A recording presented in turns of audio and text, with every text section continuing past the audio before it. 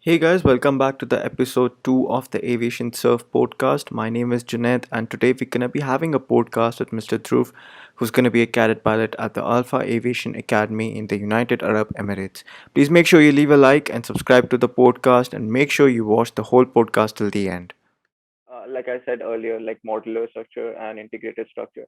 Cadet programs, like what's the duration of this program at Alpha Aviation? Like how long is it? Is it like 18 months, like you said earlier?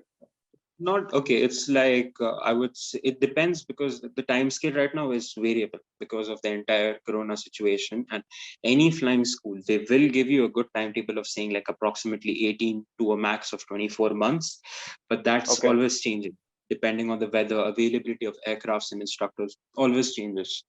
So yeah, you can say this thing is approximately 2 years as such, 2.5 years, and it's like you have 10 months of ground school, after which you have approximately 3 months of flying on a small aircraft. And the advantage of Alpha Aviation is that they're offering you 1,500 hours on the A320, which is part of the training. So at the end of I the see. training, you will have a full ATPL air transport pilot's license, with which even if, let's say, even if you don't get the opportunity to work with the airline uh, they are in partnership with, you can apply to any other airline as well, because you have 1,500 hours already under the A320. So that's one good advantage of Alpha Aviation as well. Okay, so for someone who wants to apply to this cadet program, who is based elsewhere, not in UAE, suppose in India or in Saudi Arabia or somewhere else, what's the process like? Like, do they have to apply it online, or do they have to contact the school initially? Yeah, they'll have to apply online, contact the school as well. There's quite a lot of emails to be exchanged at first, which they will Okay, give you the basics. They'll send you a whole list of all of the. It's basically a brochure of all the information about their academy, the time scale as such, and some other aspects such as payments and other things which I cannot say as of yet. You'll have to search. that's all Most of right. it is That's all available online. Most of it is available online, right. Okay, and yeah, that's pretty much the starting process for it. What I would say is that the costs will vary for people outside of the United Arab Emirates or the Gulf, because well, you'll have to come stay over here. I luckily have the advantage of living right here in the United Arab Emirates, so my costs for staying over of here living. Yeah, and yeah, yeah. most of the basic living costs are all covered as I live with my family. But you'll have to keep that in mind if you're going to be moving over here for the training. So yeah. All right. So if in case in the future, if you want to switch back to engineering, is it possible? It's possible for you, right? So in order for you to get in, like you have done certain internships across DRDO, you've gotten big I internships. mean, So to be honest, aerospace is quite a difficult industry to get in, but with, let's say, with experience as a pilot and aerospace engineering degree, I think there would be quite a lot of options available to one. For example, you can apply to work in India, example at ISRO or at HAL, any of these organizations. I mean, there are a lot of organizations around the world.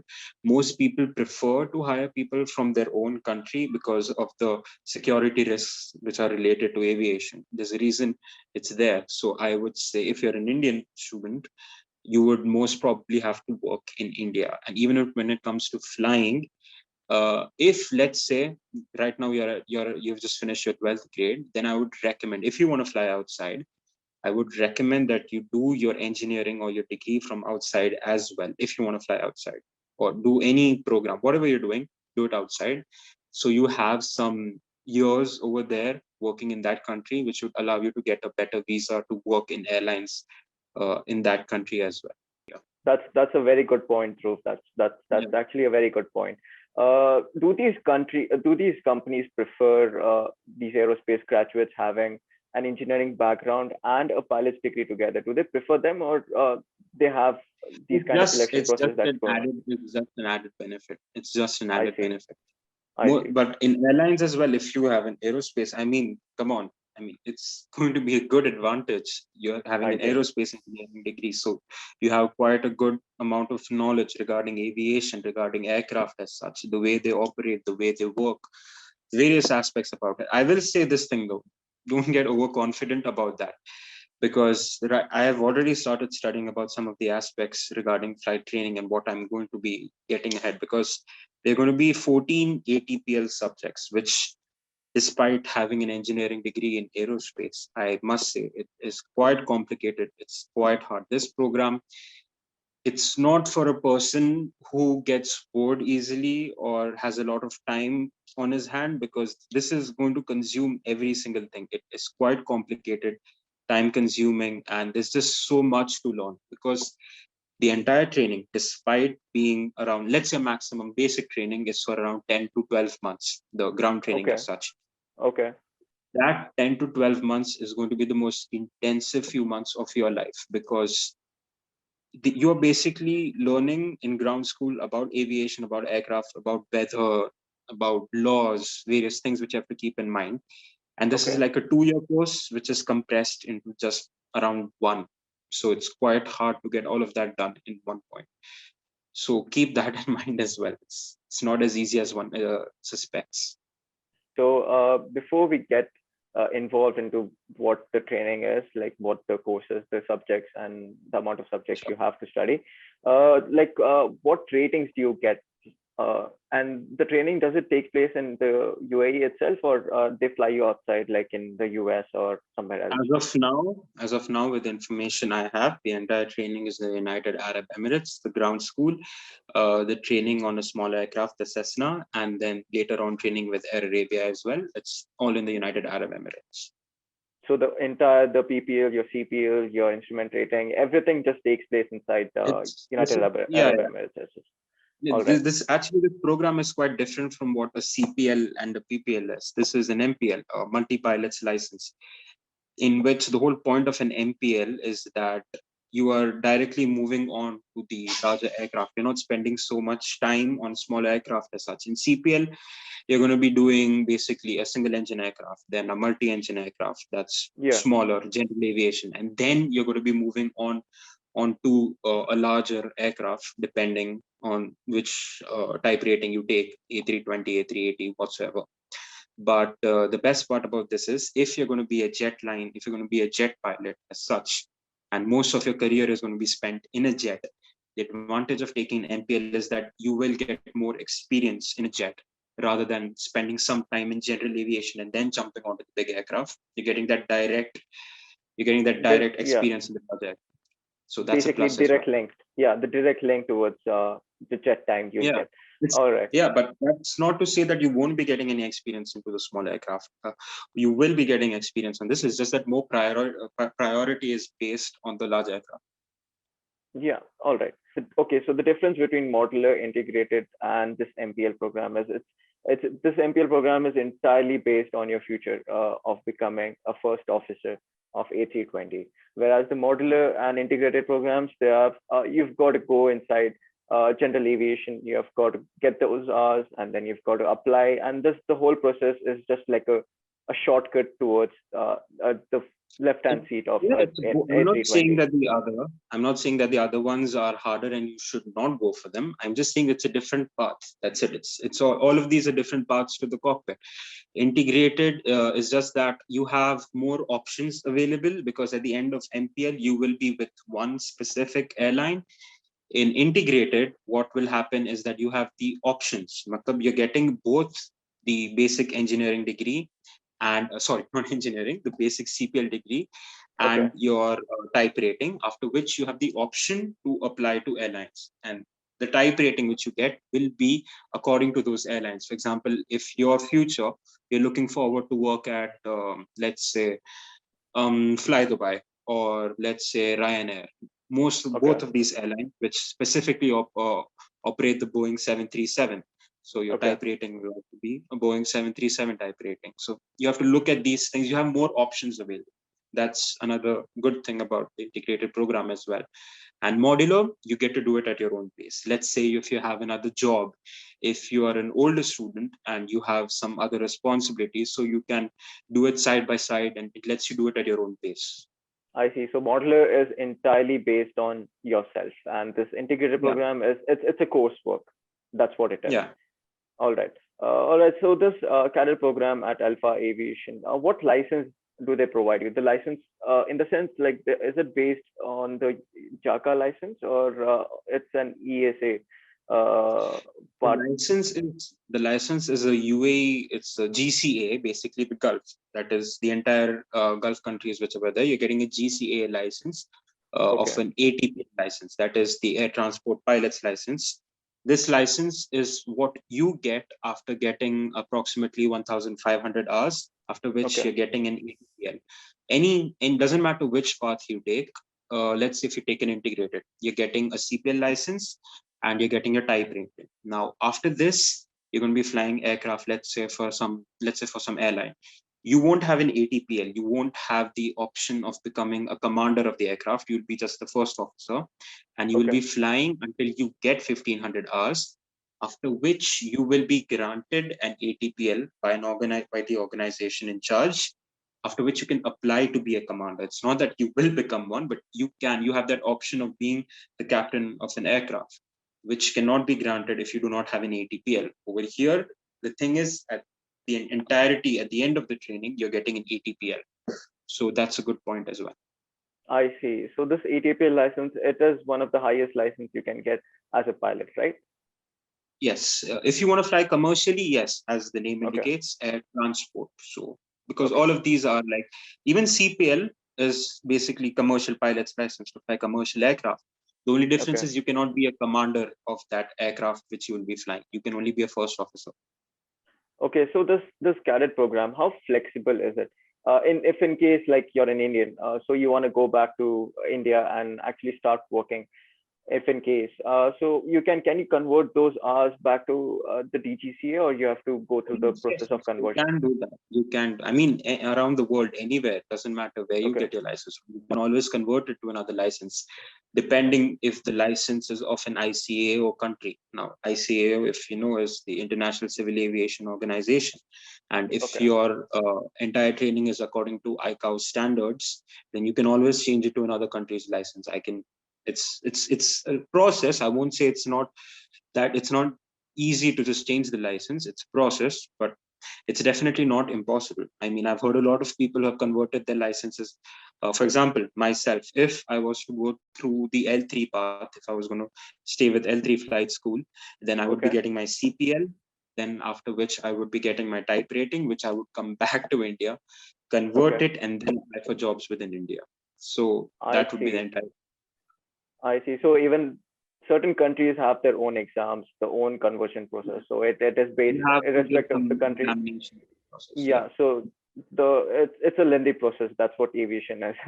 The whole lengthy There's process. always All right. example, So I forgot to mention this, I'm sorry, but okay. while getting selected, the most important part before you invest any sort of money into selection or books or equipment or whatever, it's important to get your medicals done first, because this is a quite long process, especially in India. In Okay. India, you have to get your class 2 medical first, only Okay. after which you can apply for a class 1. And personal experience, when I got my class 2, it took 1 day to get the entire medical done, but to get the certificate it took 3 4 months to get that certificate, because I don't know what the issue is exactly, but it took quite some time to get most of the people who apply for class 2 get their certificates after quite some time, and after which you have to apply to get a class 1, and only after you have a class 1 you can apply to be a pilot. So that's a lengthy process. In the United Arab Emirates, you can directly apply for a class 1.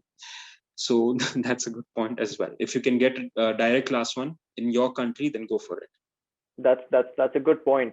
So before you pursue your career into the aviation industry, it's better for you, especially the pilot industry. That's what I'm trying to tell you, is to get your medicals done. And if in case you have some issues, so you can just get. Because if you imagine, if you go for the entire training and later on you find out there's something wrong with you, so all of that money goes down the drain. So it's important Exactly. that you get your medical done. So at least you know that you're going to be fit, you're completely qualified for this course.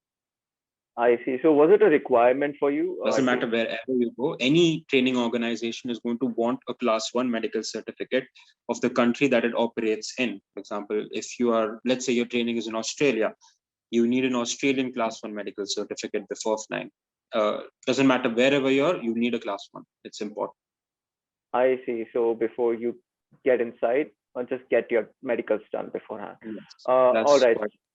All right. So, what were the other requirements for you? Did they ask did they prefer you because of the engineering background, or was it entirely based No, on interview? these guys are completely doesn't. I think this is true for most flight schools. In fact, they will see your capability to be a pilot. They have all of these tests and everything to see how you will fare in the future as such.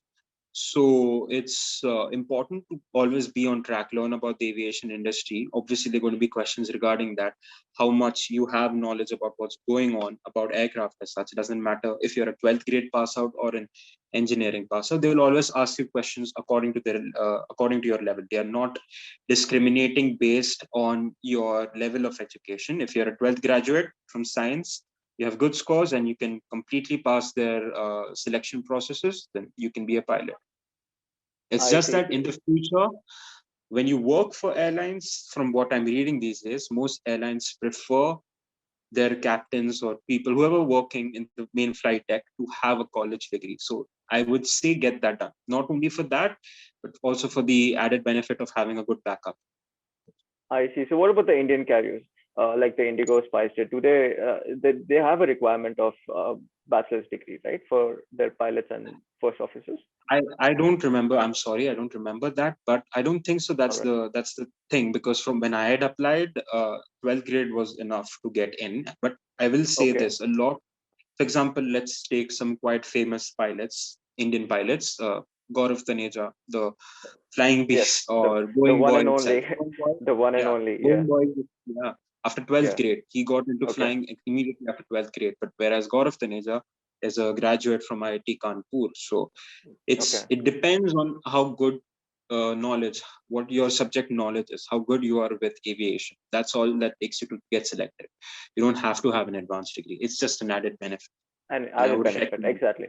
Yeah, exactly. If something aviation, something as such like pandemic happens, so you can fall back and you can get involved inside the aviation, Yeah, engineering one way or the aviation. other. All right. All right. So during your cadet programs, I don't know if you can tell me anything about this. We see a lot of questions, especially during for stipend or the amount of things they the facilities and stuff. I don't know how much you can tell me about all of this, but it's all right if you cannot. This that again, I'm not saying that this is guaranteed or I'm sure of this. From Okay. what I have read, and I have not yet completely started the training yet, so I'm not sure. But at Okay. some stage during the after your base training, when you're flying with the airline for getting those 1500 hours, they may or they may not pay you. That's there.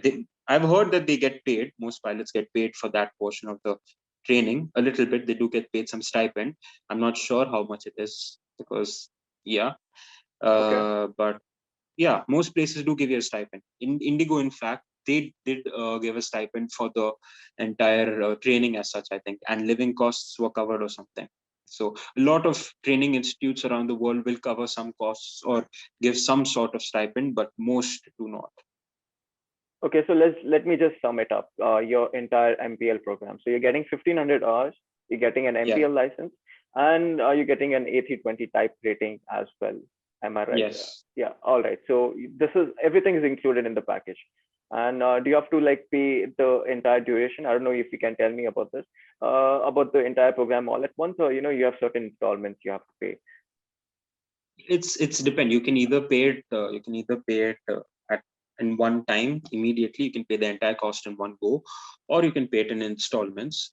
They have certain ways of doing that. I cannot get into that as of such, but it's Okay. quite clearly mentioned. If you ask them, if you email about it, they're quite forthcoming, and everything will be clearly explained before you get into the program. It's not that you'll be entering the entire training blindly, saying that okay, here's the cash, just start me on. They will be, Okay. yeah, they're quite clear about what goes on, so that's there Okay. as well. Okay. So okay, yeah. So they're transparent. That's what they are. So if anyone wants to have any kind of questions, they can approach them their Yes, email yes, ID or the even their site, websites. yeah. All right. The site has some information, but to get more detailed explanations and It's an better to idea of email the them. training, you'll have to email them. All right. All right. Yeah. So a lot of people, what they do is when they go abroad, suppose in the US or Canada, what they do is they get those ratings and then they apply for becoming an instructor. Is it possible for you to do this during this cadet program? I'm not saying that you have to. Like, I don't think so. You have to do it No, because I you're don't getting have to. all of There's it no to it. point. Yeah, Yeah, the whole point of doing is this, that I don't have to do that. But yes, exactly. if I wish to, if I wanted to, I could do that You because could. I will. Okay. Yeah, like it depends on how many hours I have as such as well. Because from what I think is that right now with the hours which is on the single, I'll be training mostly on the single engine, on the basic part of the training, not on a Okay. multi-engine, just engine aircraft Okay. before moving on to A320. So I would be limited to that aircraft. But yes, I could apply for a CFI if I wanted to, but that's not going to be happening because the entire scale, the time scale of this training is such that everything happens one after the other and it's quite intensive. So you won't be having time to do anything else as such.